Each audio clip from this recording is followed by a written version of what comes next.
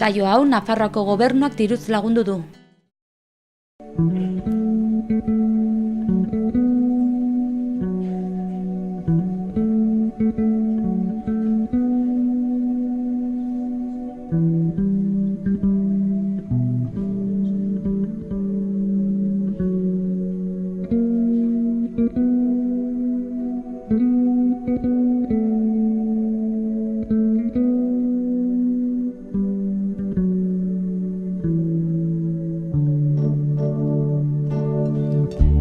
Udazken koloreta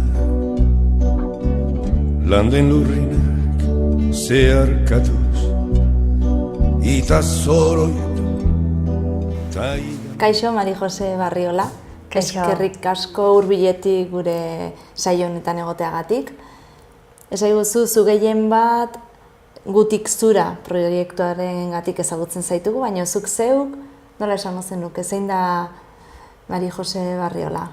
Bai, ni lehendabiziko leitzarra, Lesakan bizi naizen emakumea eta irakaslea. Nire buruan horrela ikusten dut irakasle bezala eta lanbide heziketako irakaslea.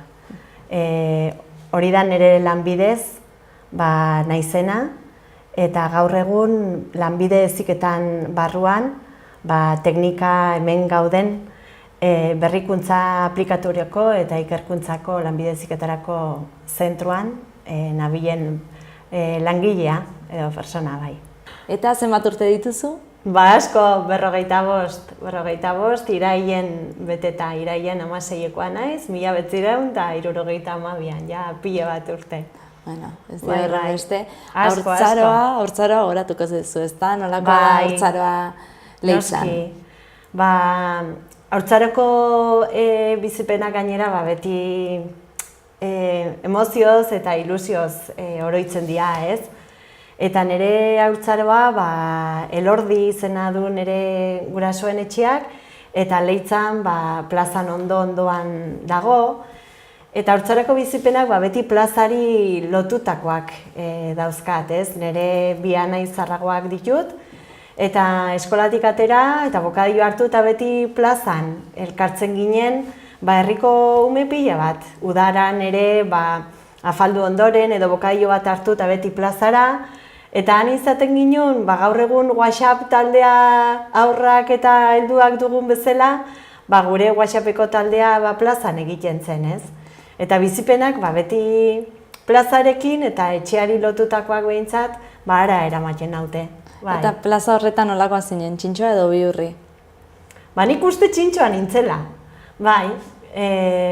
Aurra pentsatzen dut alaia eta gero igual besteetaz kezkatzen nintzena, ez?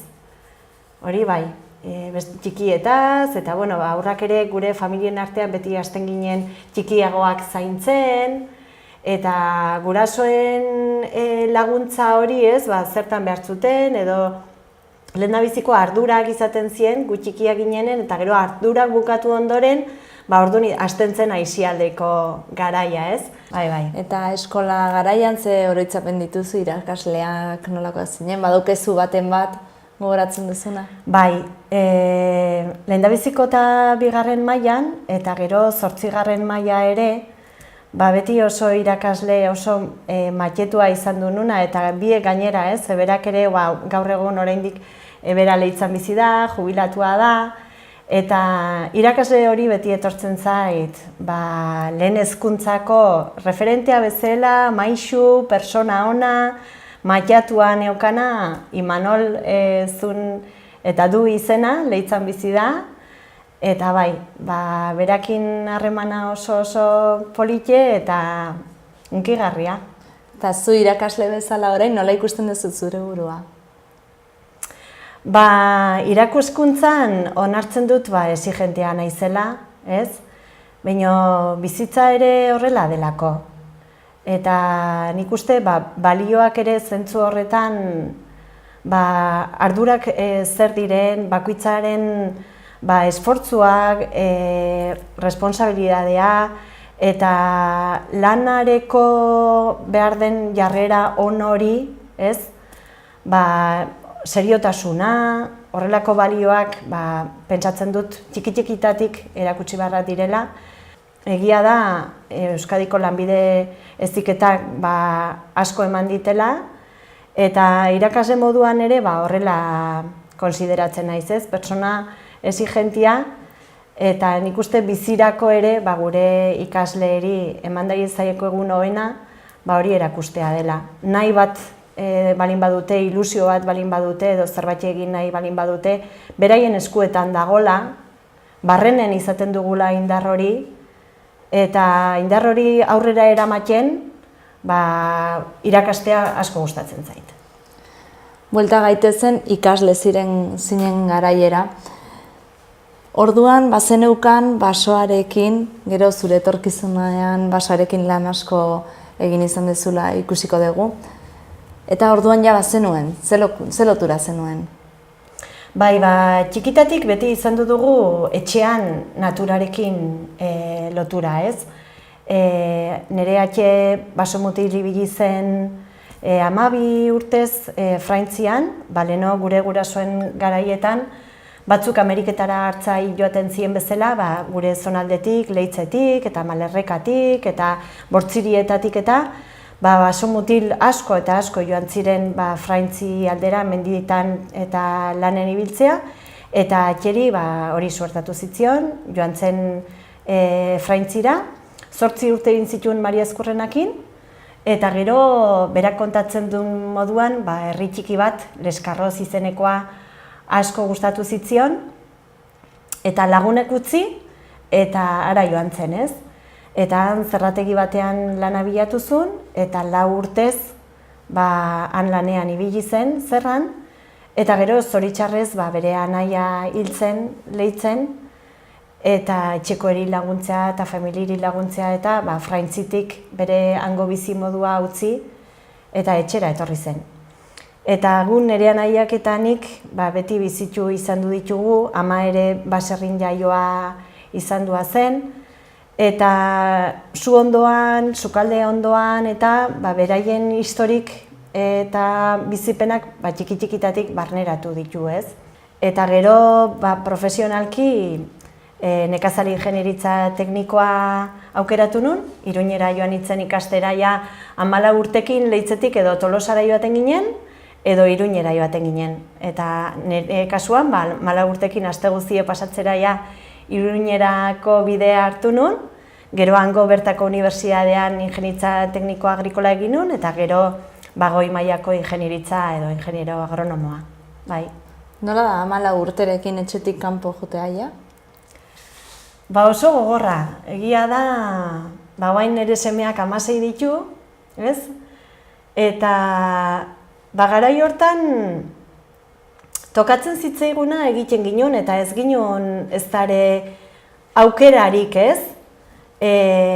Leheno esan dizuten moduan, Tolosara joan barra zinen, Leitzetik, BUP edo gure garaietan BUP izaten zen, eta lanbide heziketa Leitzan, administratiboa eta mekanikoa eta elektrizia ingurukoak eta horrela lanbide horiek, ez?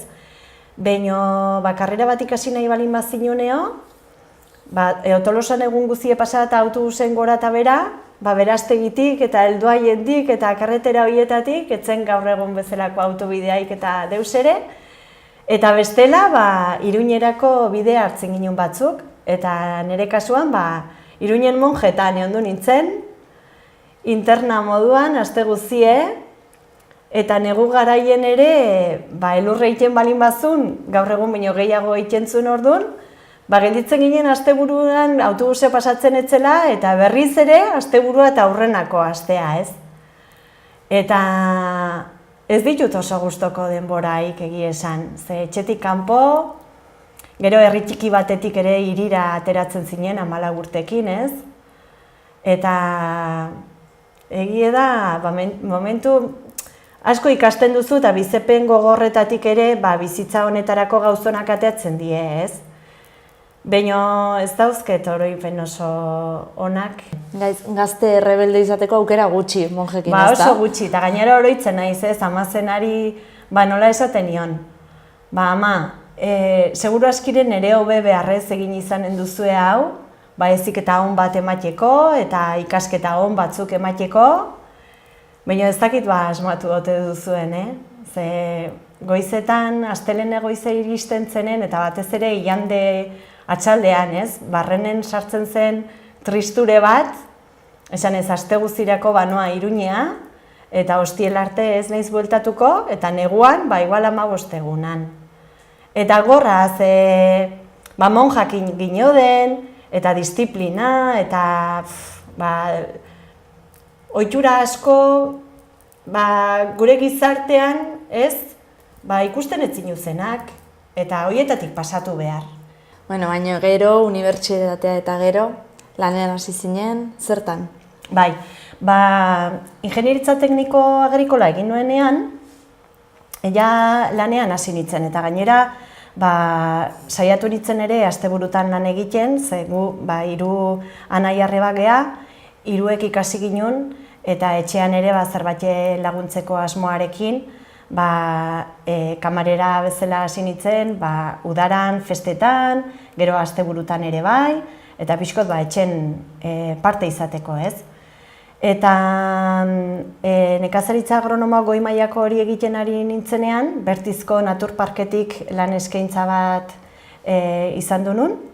Bertan hasi nintzen lanean, eta gero ikasketa bukatuta, handiken beste urte pare bat eola, aurrakin, eta gero naturparkeko kudeaketa, eta pixko bat denetatik egiten ginen, enpresa txikia zen, guri kontratatzen zigun, eta asteburutan parkea erakusten, aste tarten umekin eta hola lan iten, eta umekinen bilenen sentitu nun hola hezkuntza era bideratzeko nahia, eta pentsatu nun, aprobatu behar dut. Eta hasi nintzen hemen erkidegoan ordezkapen batzuk eta hola iten, lehendabiziko matematikako klase batzuk eman itun, Zumaia alden eta Irunen, eta gero gure lehendabiziko semeta zaurtun gelditu nintzen, eta Irunen ate zen plaza bat egurraren prozesuak eta hori irakasteko. Eta etxetik bertan eta hola, eta ordezkapen bat hartu nuen Irunen, lanbide heziketa zertzen orduan hasi nintzen ikasten, sistema barruan orduan sartu nintzen lanbide heziketan, eta geroztik hementxe nago, eta egie da oso kontentu eta berriro ere lanbide heziketan errepikatuko nuke nire karrera edo bide profesionala, ze oso aberatsa da, oso polite da, eta gaur egun beharrezkoa ere heziketa munduan ikuste dut. Esan dezuko nola zure aitaren lanarekin jarraitzen dezula? Batez ere atiak mendian eta hasitako lana, garai hartan behar bateri erantzuna emanez, zeitu dutela pixko bat, eta berak erakutsitakoa, nik alduten moduan, bai ikasle eta gizarteari ere, erakusten eta eskaintzen ikasteko aukera. Zu aiz biluziare gerizpean orpondoa orbelaren hilobi hori zetan gorriz denan lokarturik denan lokarturik.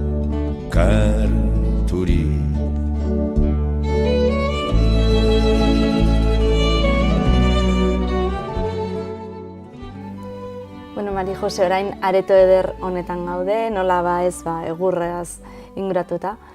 Nola hasi zinen hemen teknikan lanean?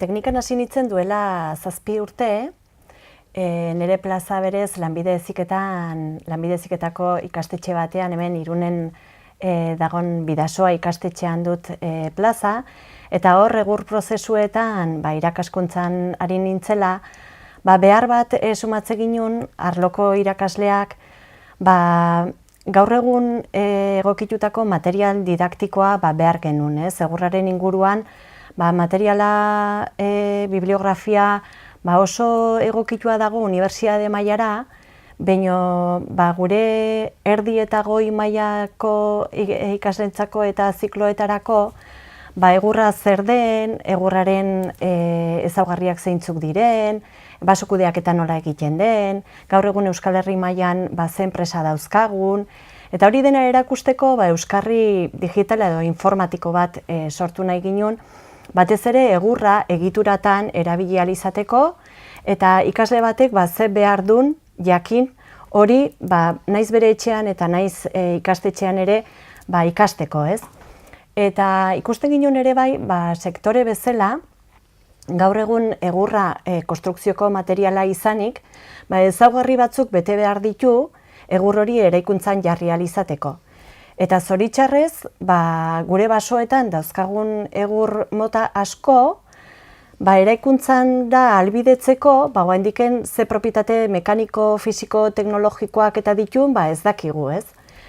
Eta horrela, bi helburu horiek guretzako oso importantea zen helburu didaktiko hori hartuz, eta gero sektore bezala ere, gure onura jartzeko asmo horrekin eta abia puntu horrekin, jarri ginen martxan proiektu hau, eta orduan etorri nintzen teknikara, material digitala edo plataforma digital hori sortzeko asmoarekin, eta batez ere egurrari eta egur egituratari lotutako informazioa, ezagutza eta hori jasotzea izan du zen nire asmoa gero ezagutza hori beste irakasle eta beste ikasleentzako ere edapena egiteko, ez? Plastiko aro honetan murgiluta gaudela badirudi, ez da garrantzitsua da hezkuntzatik beste material batzuk badaudela erakustea eta are gehiago jasangarriagoak direnak, ez da? Zuk esan duzun bezala, artifizialki sortzen ditugun materialaz ingurututa gaude, ez? Eta zoritxarrez asko galdu dugu material naturalaren erabileran eta egurran ze esanik ez. Lanbide asko izan du dire egurraren ingurukoak, asko galdu dire, eta gizartea aldatzen da, eta gizarteari lan erreixak ere gustatzen zaizkigu denari, eta artifizialki sortutako material horiek txertatu zaizkigu gizartean, eta naturak ematen dazkigun material naturalak egurraren kasua bezalakoak, baztertu egin ditugu askotan, ez? Eta hezkuntzak hor zerikusi handia dauka, asko galdu dugulako transmisioaren inguruan ere, eta txiki-txikitatik hasten gara material batzun ezagutza jakiten, baina gure inguruan daudenak eta beraien erabileraren historia eta tradizioa eta berrikuntzarekin zer egin dezakegun, hor nik uste beharrezkoa daukagula ezagutza hori sendotzea eta albidetzea. Ezagutza sendotzeko intentzioz edo dokumental bat egitea okurritu zitzaizun, ez da? Nola, sortu zen hori? Gutik zura proiektu personala izan dut, batez ere bihotzetik ateratako proiektua bat izan du delako, ez?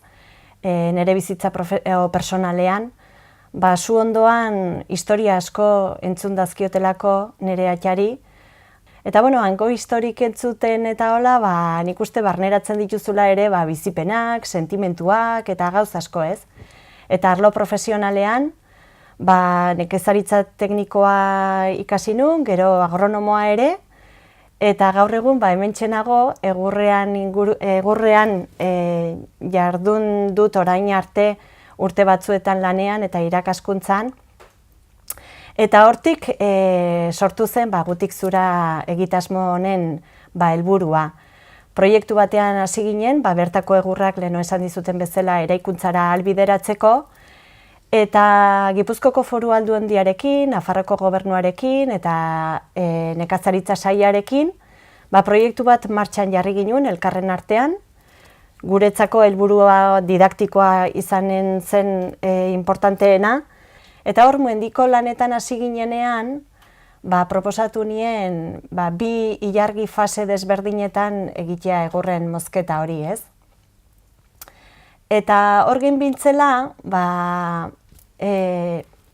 ikusten nun jakinduri honen transmisioa, belaunaldiz belaunaldi, igual herri txikietan bizi garenak oraindiken zertxobait mantentzen dugu, baina gaur egun Lesakan bizi naiz eta Irunera joaten zarenean, hor tarte hortan asko galtzen da, ez da?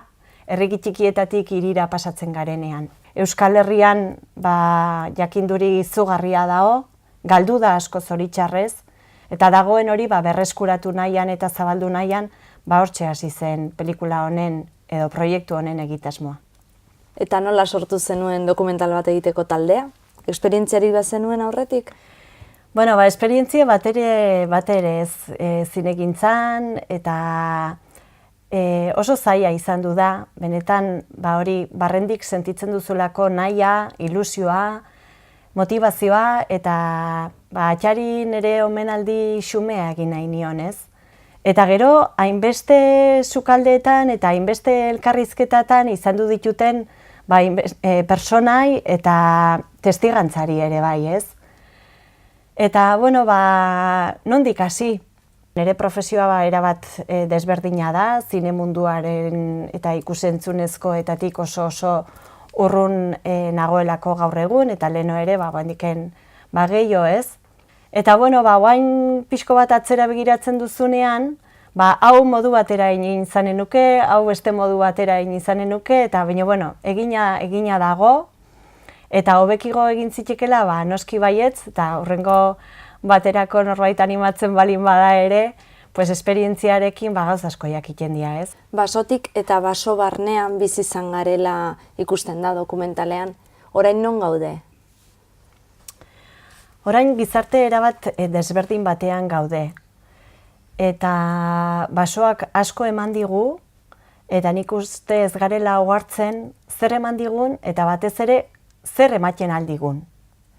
Basoarekiko lotura asko hautsi da, eta ikusentzunezkoan azaltzen den bezala beharrak mugiarazten gaitu, eta gaur egun basoarekin daukagun behar hori beste produktu batzuekin, beste material batzuekin eta beste zerbitzu batzuekin asetzen dugu egunerokotasunean dauzkagun behar horiek, baina etorkizunari begira nik uste berriro ere bueltakatuko garela naturak eta basoak kasu honetan ematen dazkigun produktu eta material horien bila. Adibidez, bizikleta bat, egurrez egin dezakela ikusten da. Posible da edo bakarrik, ez dakit, ikusteko, erakusteko bakarrik balio dituzte gauza horiek, edo berez da ez gaudela ohituta? Nik beti esaten dutena da material guztiak desberdinak dira, eta material horien erabilerak eta batez ere material horiek erabiltzen dituzunean egiten den diseinuak garrantzia asko dauka. Ez da material bat hobia edo txarragoa izaten, ez da egurra beste material bat baino hobia. Baina diseinu txar bat egiten balin baduzu edo egurraren erabilera txarra egiten balin badituzu, naiz eta giroarekin oso lotura ona izan eta oso nuragarria izan, azkenean dena da, ez?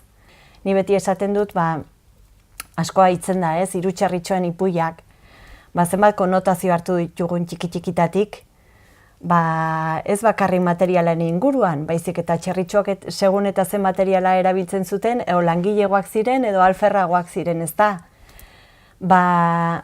Hormigoia ona da, egurra ona da eta lastoa ere ona da. Egurrezko etxeak daude, hormigoiezkoak ere bai eta lastozkoak ere bai.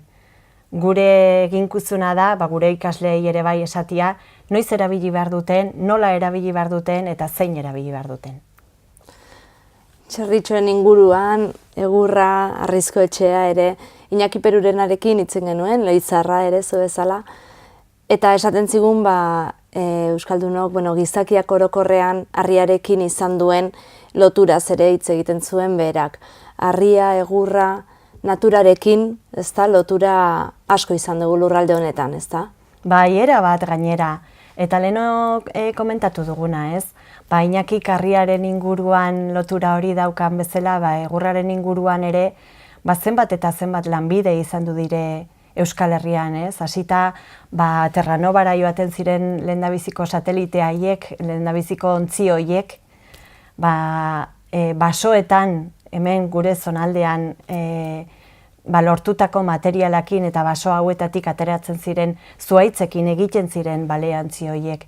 Hor dauzkagu, hainbat eta hainbat baserri ere, beste materialakin ez dakigu zer gertatuko den, baina egurra badakigu, orain dela 200, 500, 600 urteko egurrak oandiken ere etxeetan nola egoten diren eta ze kalidade ona daukaten, ez? Egurraren iraupenaz, ba, jende askok zalantza egiten du, baina ikusi besterik ez dago, ba, gure parajeetan, hainbat eta hainbat baserrietan, ba, harria eta egurra nola mantentzen diren mendeetan zehar, ez? Dokumentalean ere beste hainbat gai jorratzen dira, globalizazioa, industrializazioa ere, eta emakumearen papera ere ikusten da, ezta? Baserrietan beti egon dira emakumeak hortinko lanean. Bai, halaxe da, eta emakumearen papera, ba, askotan ere, ez baztertua, baina bigarren mailara jestentzena izan du da, ez? Eta ez horregatik garrantzi gutxiagokoa, bueno, pues atxen kasua bezala, ba, herri txikietan, gure zonaldean, ba, emakumeak bakarrik gelditzen ziren baserrietan, haurrak zaintzen, gurasoak zaintzen, animaliak eta zaintzen, eta gizonak ba, mendiera joaten zirenen mendietan lanean zeuden bitartean, ba, emakumeak ateratzen zuten familia aurrera, eta baserria ere bai aurrera kasu askotan, ez? Horregatik gure asmoa izan du da ere bai, ba, emakumean papera, ba, pelikulan azaltzia, batez ere ba, bereien garrantzia oso handia izan du delako. Horrelakoetan, horrelakoak kontatzean, une hunkigarriak ere egon dira dokumentalen grabazioan? Bai, asko izan du dia. Nik nire kasuan, ba, pelikulan azaltzen diren testigantza gehienak aurretik elkarrizketatuak nitun, eta malkoak ikusi izan du ditut, ba, etxeko sukaldeetan, ez, ba, bere biziak hainbeste kontatzen dizutelako eta hainbeste sentitzen dutelako. Eta horregatik ikusentzunezko honetan ba, horixe nahi nuen, ez, personan bihotzera iristea pixko bat eta hor barrenen ba, zerbait ikuitzia, ez. Eta gero niretzako oso aberasgarria eta hunkigarria izan du zen, ba, holako pelikula eta proiektu bat ba, Donostiako nazioarteko zinemaldian estrenatu ahal izatea. Lehendabizi atxengatik, ba, berarekin izan duten lotura, eta bizia ba, urte asko eta pasa gero, ba, joan gara Leskarrozera, hango mendietan, ibili zen mendietan grabatzeko aukera izan du ginuen, ez? Eta momentu horretan bizitzen dituzun ba, barrengo sentimentuak eta ba, ez dakit nola adierazi, ez? Hitzik ez da, inbar da sentitu. Eta pelikularen estrenaldia Donostian izan du ginunean ere, ba, oso polita da familiak ba, nola etortzen diren eta atxona hor pantalla handian ikusten dutelako. Eta oso momentu hunkigarriak izan du ziren, ba, ikusten dituzulako 80 urteko atxonamonak, ba, beraien seme alabakin eta bilobakin ere bai, non eta Donostian ba, nazioarteko festivalean, ez. Momentu horiek eta jendea gero hurbildu zenean eskerrak ematia, ba, egin ginunangatik eta ba, benetan oso hunkigarrizko momentuak izan du ziren. Politia da, dokumentala, batez ere ba, horretaz hitz egiten delako, ezta? Bizitza hitz egiten delako, jendeak bere esperientzia kontatzen du. Bai, eta zaude momentu batean ere bai, ba, bida, kasualidadez, ba, pelikula iraien 23an estrenatu zen, lehenko urtean, iraien 23an ama izan du nintzen lehendabiziko aldiz ere, ez, ba, biziak data batzuk igual jartzen daizkizu, eta estrenaldiko momentuan, ba, zaude zuk maite duzun jendearekin, eta hainbeste lagundu dizun jendearekin, ez? Egunero hemen ba, ikusi nautenak, ez? Eta proiektu hau aurrera eramateko lanean eta ilusioarekin ikusi dizueten jende horrek eta momentu askotan momentu txarrak pasatzen dituzulako ere bai. Eta hor zaude zure bizitzako arlo personaleko jendearekin eta arlo profesionaleko jendearekin ere bai, ez? Eta benetan beti bihotzean eramanen dituzten momentuak izanen ditut horiek. Bueno, baina esan nola da Donostian fotokol batean egotea. Pentsatzen zenuen zeure burua ikusiko zenuela horrelakoetan. Horrelakoak ere egin ginu zen, eta tokatu zitzaigun olakoak pasatzia, eta nik pentsatzen nik ze egiten dut hemen, ez? Niretzako mundu erabat ez ezaguna zelako, eta alde batetik urduritasuna, kezka, ongiateako da, ai ama, noraino iritsi gara, eta berra aurrera eta jendea kontentu gelditzen den. Eta beste aldetik pentsatzen zinu, onera aliatu balin banaiz, ja momentu hauek ja disfrutatzekoak dira, eta hortan saiatu behar dut, ez?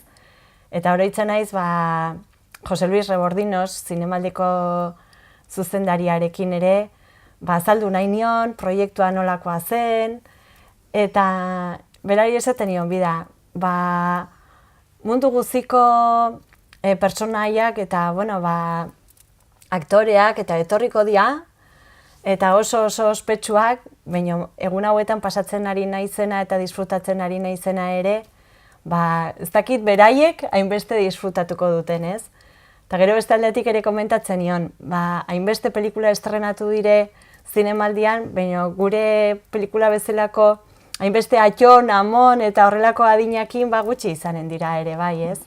Eta benetan oso momentu politiak izaten dira. Gainera nolabait esan dezakegu, dokumentala ikusten zure bizitza pixkat ezagutzen, dokumentala zure autobiografia dela, ia ez da? Bai, bihotzetik ateratako zerbait, ez? Eta azkenen orain konturatzen zara ere bai, atxeri hainbeste urteetan entzundako historiak, ez? Barrenen igual hor gelditzen dira, eta momentu honetan atera die kanpora ere bai.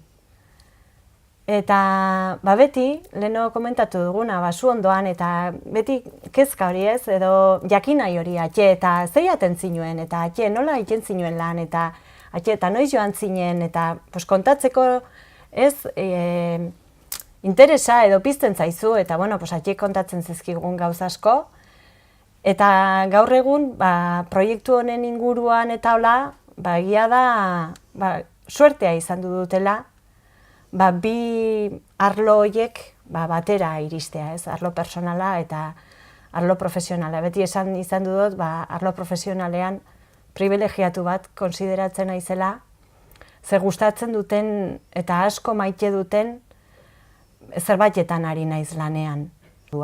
Ze proiektu daukazu orain, ze proiektu daukazu buruan, etorkizunerako agian, beste filmaren bat edo? Beste filmarik ez dut uste. Zertan zabiltza? Ez, egurrarekin hemen teknikan 3-4 urtez egin dut lan. Eta bertan lan hildo desiente eraman ditugu aurrera, formakuntza eta ikasle eta irakasleen prestakuntza gure helburua izanik, ez?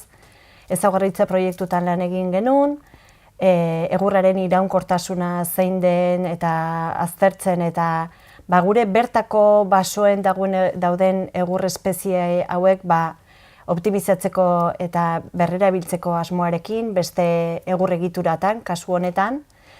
Egurrarekin egindako produktu berriak eta sortu ditugu, batez ere leheno esan dugun plastikoen erabilera, ez atzera utzi, baino demostratzeko ere bai, beste material naturalekin gauzak egin ditezkela.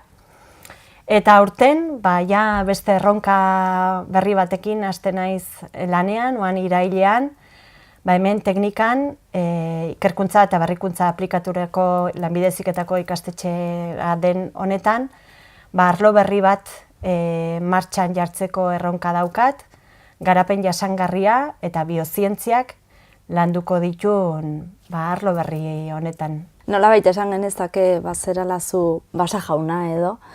Basa sorgina, bai. Zenaiko zenuke basoarentzat etorkizunean? Nolako basoak nahi dituzu?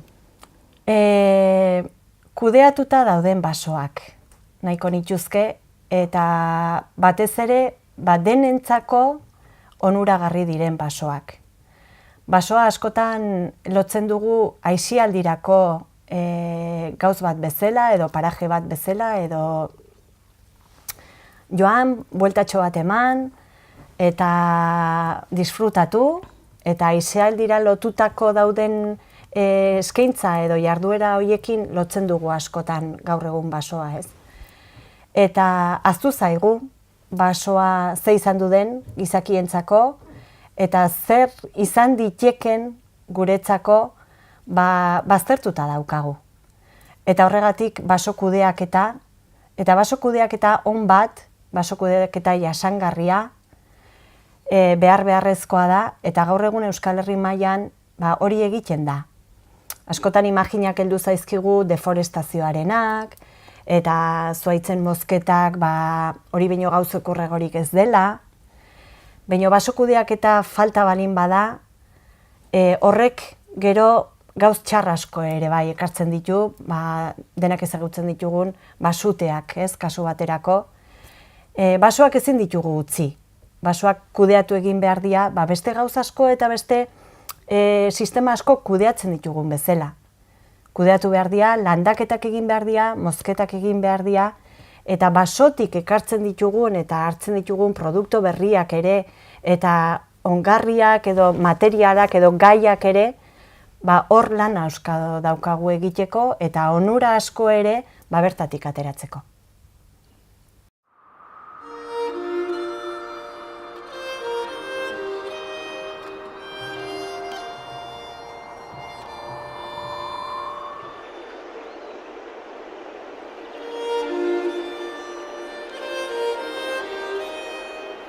Beharra! Beharra!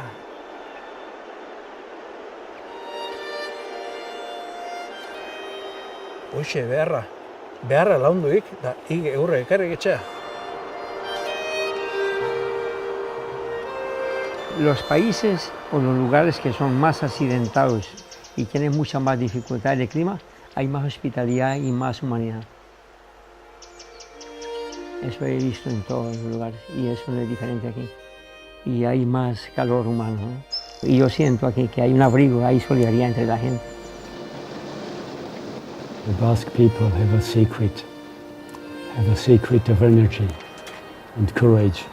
And I hope that in the next times I will find out what this secret is. Or maybe you can help me to find out what the secret of the Basque people is. What is your secret?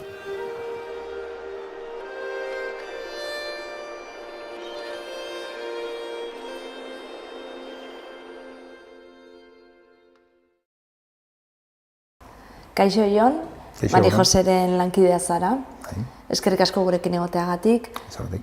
Teknikan gaude. Teknika da lanbide heziketarako berrikuntza zentrua, ezta zer da hori? Beno, azkeneko 2005ean edo igual pixka lehentxeago konturatu ginen lanbide heziketako ikastetxeak ari zirela berrikuntzan eta gauzak egiten, baina pixka bakarka, ez? Ikastetxe bakoitza bere kabuz. Eta hor indarra batzeko asmoarekin teknika sortu genuen, non proiektuak, erronkak eta hainbeste berrikuntzan dauden hainbeste zerinak elkarrekin egiten ditugu. Eta teknika pixkat ikastetxeen lan hori koordinatzen saiatzen gara hainbat esparrutan, ez? Zein da zure esparrua? Nire esparrua teknologikoa da, berrikuntza teknologikoa lantzen diren proiektuak eta ekintzak zuzentzen ditute hemendik, 11 pertsoneko talde batekin, gehi ikastetxetan dauzkagun kolaboratzaile eta laguntzaile askokin. Eta Mari Joserekin zein lotura daukazu? Beno, Mari Jose 2006an edo horrela ezagutu nuen, hemen proiektu batean parte hartzen zuen, Bidasoako ikastetxetik etortzen zen, Egurran inguruko proiektu batean parte hartzen zuen. Ondoren beste proiektu bat edo beste behar bat aurkeztu zuen eta ja hasi zen lankide bezala, hemen nire taldean egon zen lanean Egurraren inguruan. Eta ja, irailetik aurrera, ja ikasturte honetatik aurrera, handik hasitzen junda pixkate gaia, guretzako lehentasuna dauka jasangarritasuna, eta hor daude hainbat esparru, egurra izan daiteke bat, baina eraikuntza ere bai, edo elikadura, hainbat bio mundua, igual teknologia esparruan gehiegi handitzen ari zen, eta hor bi satitan egitean, bat teknologia industrialago bat, pixkatik arduratzen izena, eta Mari Jose zuzendari bezala beste esparru honekin ekonomia sostenible edo pixka jasangarritasunaren inguruan.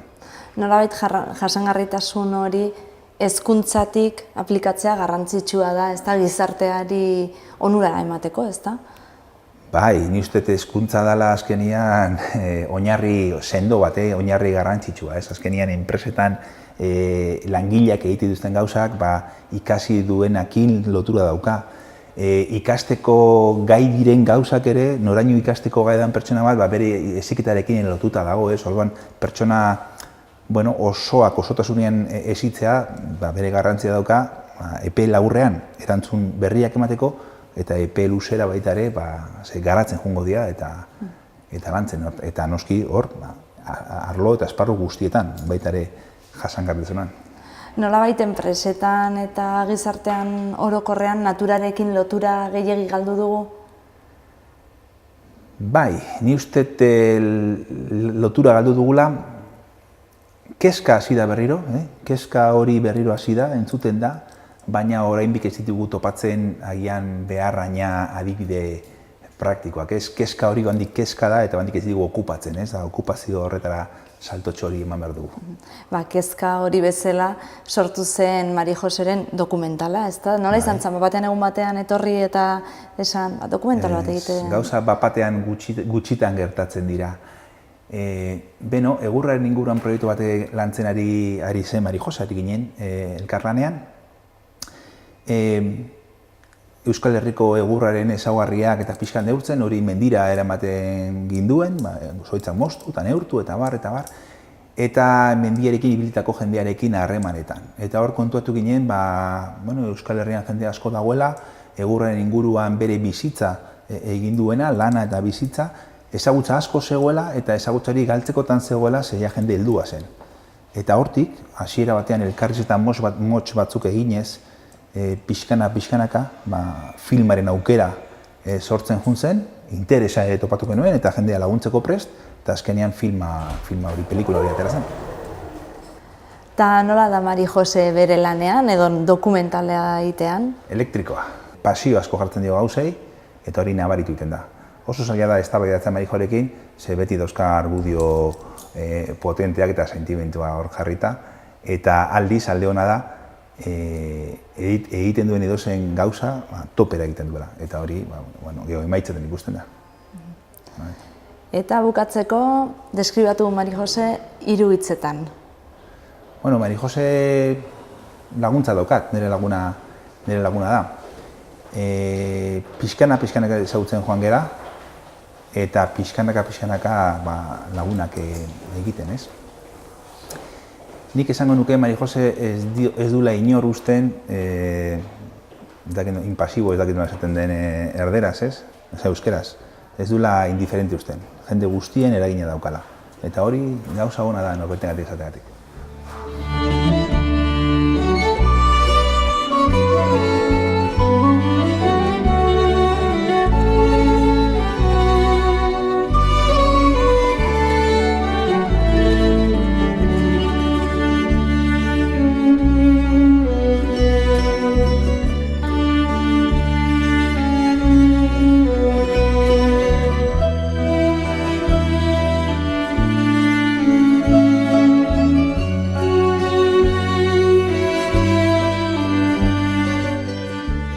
Mari Jose, egurra, zura oso gustoko duzula, badakigu dagoeneko, baina beste zaletasunik edo izango duzu, ezta? Bai, bidaiatzea asko gustatzen zait, irakurtzeare bai, eta gero familiekin disfrutatzea oso gustokoa dut ere bai. Familiarekin bueltatxo bat emateko, non? Donostin, bai, asko gustatzen zait. Batez ere, herrian bizi naizelako, eta itsasoa asko maite dutelako. Bidai bat egiteke daukezuna? Noruegara, fiordoak ikustera. Labur, hondartza ala mendia? Ze galdera zaila. Mendian bizi eta aisialdirako hondartza. Hiria edo herria? Herria. Herri handia edo herri txikia? Herri handia. Leitza gustoko, bai. Hangoa naiz eta bakoitzek bere herrie maite izaten doez. Eta ni Leitza asko maite dut. Bizitokiak eman dezake bizipoza? Bai, noski. Bai. Baina ahaztu gabe nondik zatozen eta zein den zure oinarria. Lasai egoteko toki bat? Itsaso bazterra. Eta ondo egoteko egoera bat? Familiakin disfrutatzeko moduko egoera bat. Irakurtzeko liburu bat? Eske asko ditut. Azkena, irakurri duzun azkena edo? Azkena, El libro de la madera irakurri dut. Azkena. Pelikula bat? Gotik zura. Eta telesailik, seirierik ikusten duzu? Oso gutxi ikusten dut telebista, bai. Dokumentalak asko gustatzen zaizkit, eta normala den bezala albisteak eta ikusten ditut, baina ez naiz telebista zalea. Abesti bat edo musika talde bat? Bruce. Bai, Bruce Springsteen nire gustokoena da. Sukaldari trebea zara? Ez oso, eta gero eta gutxigo, bai. Denbora egia da, denbora gero eta gutxigo izaten dugula ez, baina ez da hitzekia. Eta nire kasuan, senarrak ni baino askoz gehiago egiten du, nik beste eginkizun batzuk izaten ditut, senarrak oso gustoko du sukaldatzea, eta ni ere akomodatu naiz bere gusto horietara, eta oso gutxi prestatzen ditut gauzak, bai. Gustatzen zait, baina oso gutxi egiten dut egia esan. Gizartearekin konprometitu behar gara? Noski baietz. Obligazioa daukagu zerbait egitea gizartea hobetzeko. Gaur egun harremanak lantzeko modua egokia iruditzen zaizu?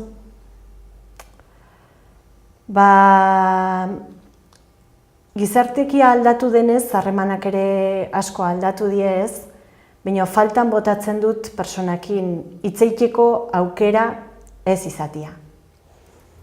Eta hori tristea iruditzen zait, ze txikitan asko bizitu dut sokalde giroan eta bazkaria elkarrekin egitea, afaria elkarrekin egitea, naiz eta nahiekin eta iskanbilatan egon edo bronkatan egon, ez? Eta sarretu eta kabreatuta ohera joan. Baina hori falta zaigu nik uste. Eta gaur egun daukagun bizimoduarekin denbora asko gutxiago hartzen dugu, nik uste daukagula, baina ez dugula beharraina hartzen. Eta elkarrizketa hori, konversazio momentu horik, naiz eta diskutitzeko izan, nik uste behar direla eta asko galtzen ari garela. Hitz egin dugu honen inguruan, baina natura aski zaintzen aldugu? Ez beharraina. Eta bukatzeko, Mari Jose Barriola 3 hitzetan.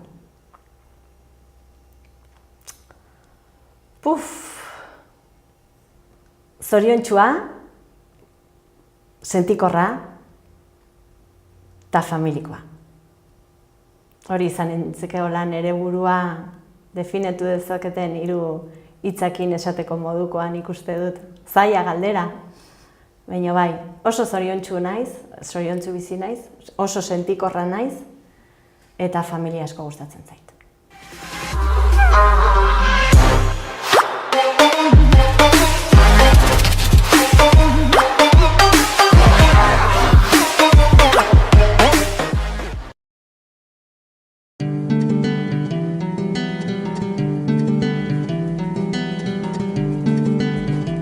Saio hau Nafarroako Gobernuak diruz lagundu du.